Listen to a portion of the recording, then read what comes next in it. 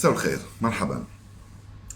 حبيت في عجالة وفي هذا الفيديو القصير أن أعلق عن ما يتداول طيلة هذا اليوم في مختلف في بعض وسائل الإعلام وبعض وسائل التواصل الاجتماعي بشأن تنقل المنتخب المغربي أقل من 17 سنة للمشاركة في بطولة كأس إفريقيا أقل من 17 سنة المقررة في الجزائر ابتداء من هذا السبت.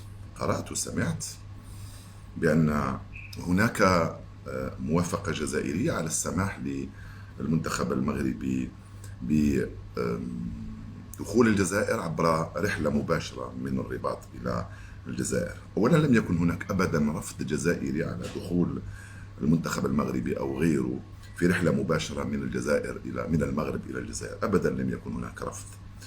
الرفض الوحيد هو لعبور الطيران المغربي الأجواء الجزائرية بسبب قرار سيادي اتخذته الجزائر بغلق الحدود من زمان وقطع العلاقات الدبلوماسية ثم غلق الفضاء الجوي، وهذا قرار سيادي من حق الجزائر كما هو من حق المغرب وكما هو أيضا من حق أي بلد آخر مهما كانت الأسباب. قرأت وسمعت بأنه في موافقة جزائرية على دخول المنتخب المغربي.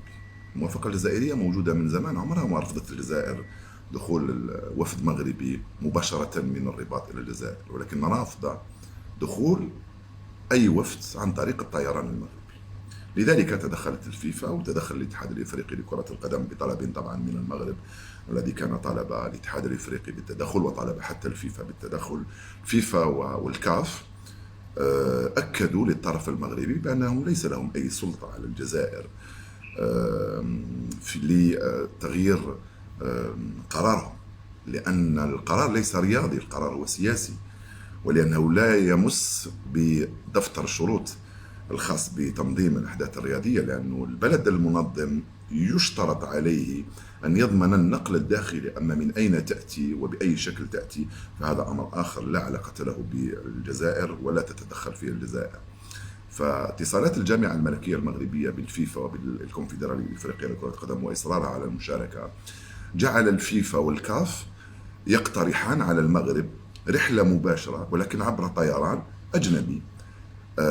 وصلوا إلى درجة أن الفيفا قالت لهم أنا نخصص لكم طائرة تنقلكم من الجزائر، من المغرب إلى الجزائر، ولكن هذه الطائرة لا تحمل، ليست تابعة للطيران الملكي المغربي، تحمل أي إشارة ممكن تكون تابعة للفيفا أو ممكن تؤجرها الكاف من مؤسسة أخرى أجنبية لبلد آخر.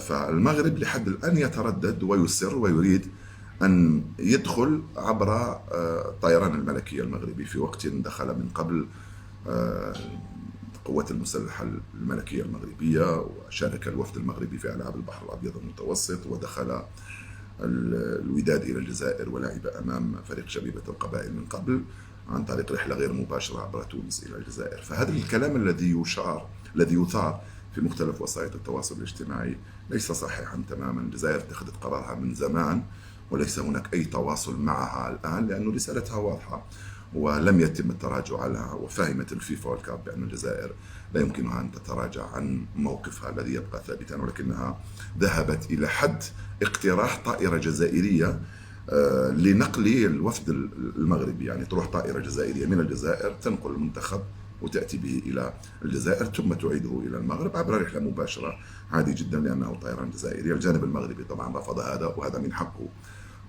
طبعا أن يرفض ذلك، لأنه يصر على الدخول إلى الجزائر عبر الخطوط الملكية المغربية. طبعا هذا هو الصح لحد الآن.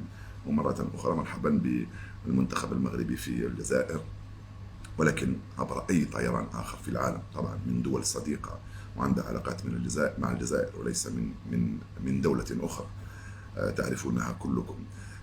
مرحبا به. سيجد في الجزائر كل الظروف مهيئة وكل الترحاب من إخوانه في الجزائر، لأنهم أولاد صغار عمرهم 17 سنة، أقل من 17 سنة سيكونون أولادنا، وسنضعهم فوق رؤوسنا ونرحب بهم ونكبر بهم ونشجعهم ونتمنى لهم كل الخير لما لا يصلوا للمباراة النهائية مع المنتخب الجزائري، ونحضر عرس كروي إفريقي جزائري. المنتخبان يتأهلان إلى نهائيات كأس العالم الخاصة بالشبان أقل من 17 سنة. هذه الأمور الحاصلة لحد الساعة. الجزائر بعيدة تماما عن أي تفاوض، لأن قرارها اتخذته من زمن. سلام.